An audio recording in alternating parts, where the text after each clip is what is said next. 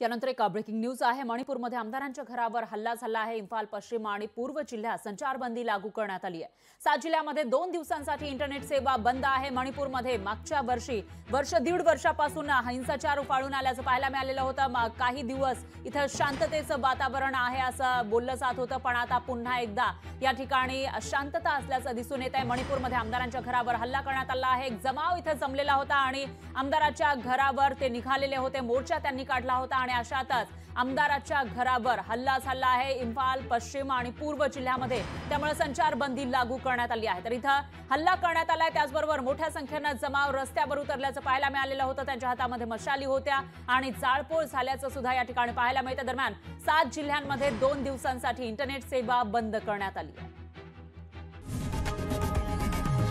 लोकशाही मराठी ऐका, पहा, जागरूक रहा।